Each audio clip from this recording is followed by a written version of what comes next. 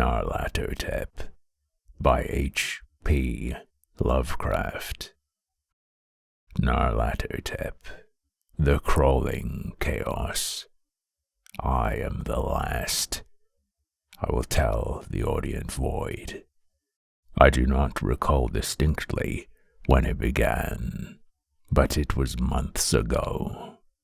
The general tension was horrible. To a season of political and social upheaval was added a strange and brooding apprehension of hideous physical danger, a danger widespread and all-embracing, such a danger as may be imagined only in the most terrible phantasms of the night. I recall that the people went about with pale and worried faces, and whispered warnings and prophecies which no one dared consciously repeat or acknowledge to himself that he had heard. A sense of monstrous guilt was upon the land, and out of the abysses between the stars swept chill currents that made men shiver in dark and lonely places. There was a demoniac alteration in the sequence of the seasons. The autumn heat lingered fearsomely, and everyone felt that the world, and perhaps the universe, had passed from the control of known gods or forces to that of gods or forces which were unknown. And it was then that Nyarlathotep came out of Egypt. Who he was, none could tell, but he was of the old native blood and looked like a pharaoh. The Fellahin knelt when they saw him, yet could not say why. He said he had risen up out of the blackness of 27 centuries, and that he had heard messages from places not on this planet. Into the lands of civilization came Nyarlathotep, swarthy, slender, and sinister, always buying strange instruments of glass and metal, and combining them into instruments yet stranger. He spoke much of the sciences, of electricity and psychology, and gave exhibitions of power which sent his spectators away speechless, yet which swelled his fame to exceeding magnitude. Men advised one another to see Nyarlathotep, and shuddered. And where Nyarlathotep went, rest vanished, for the small hours were rent with the screams of nightmare. Never before had the screams of nightmare been such a public problem. Now the wise men almost wished they could forbid sleep in the small hours, that the shrieks of cities might less horribly disturb the pale, pitying moon as it glimmered on green waters gliding under bridges and old steeples crumbling against a sickly sky. I remember when Nyarlathotep came to my city, the great, the old, the terrible city of unnumbered crimes.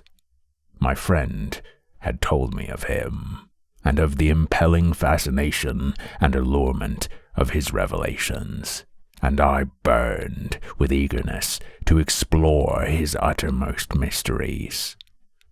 My friend said they were horrible and impressive beyond my most fevered imaginings, that what was thrown on a screen in the darkened room prophesied things none but Nyarlathotep dared prophesy, and that in the sputter of his sparks there was taken from men that which had never been taken before, yet which shewed only in the eyes.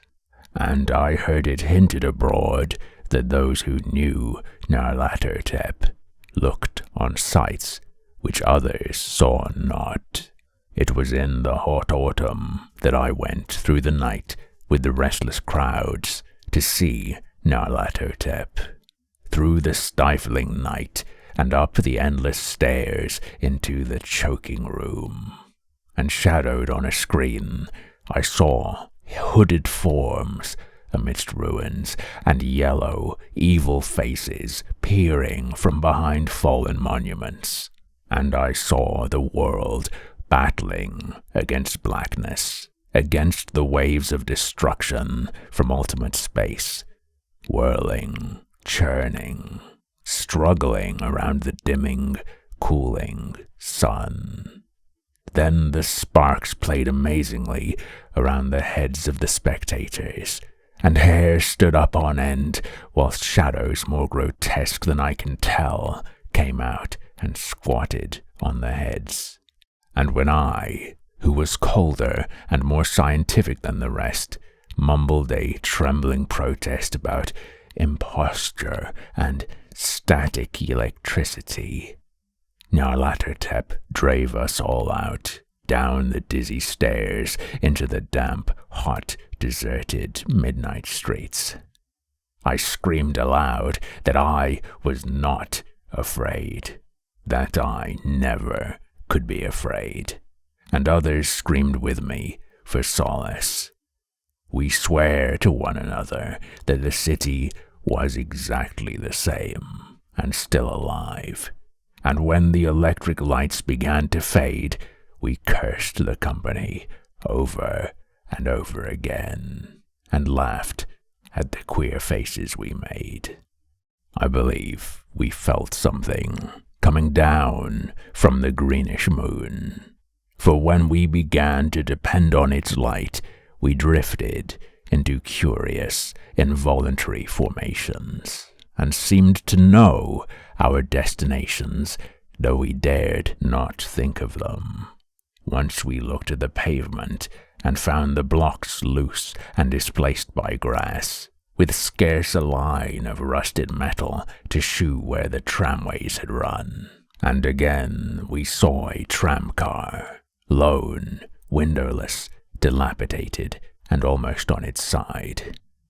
When we gazed around the horizon, we could not find the third tower by the river, and noticed that the silhouette of the second tower was ragged at the top. Then we split up into narrow columns, each of which seemed drawn in a different direction. One disappeared in a narrow alley to the left, leaving only the echo of a shocking moan.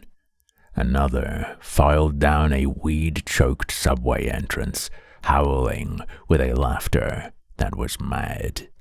My own column was sucked toward the open country, and presently felt a chill which was not of the hot autumn, for as we stalked out on the dark moor, we beheld around us the hellish moon-glitter of evil snows.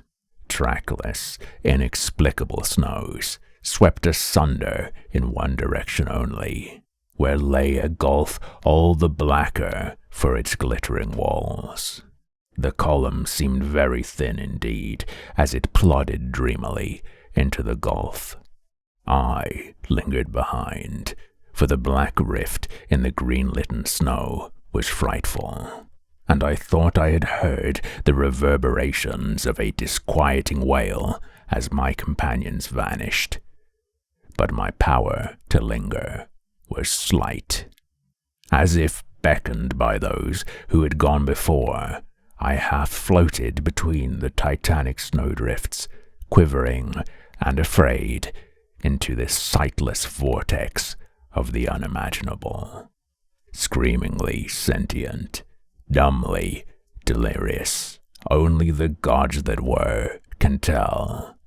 A sickened, sensitive shadow writhing in hands that are not hands, and whirled blindly past ghastly midnights of rotting creation, corpses of dead worlds with sores that were cities, charnel winds that brush the pallid stars and make them flicker low.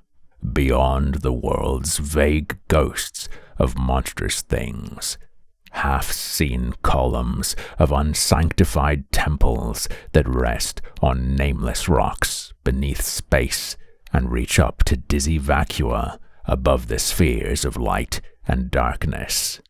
And through this revolting graveyard of the universe, the muffled, maddening beating of drums and thin, monotonous whine of blasphemous flutes from inconceivable, unlighted chambers beyond time. The detestable pounding and piping whereunto dance slowly, awkwardly, and absurdly the gigantic, tenebrous, ultimate gods. The blind, voiceless, mindless gargoyles whose soul is Nyarlathotep.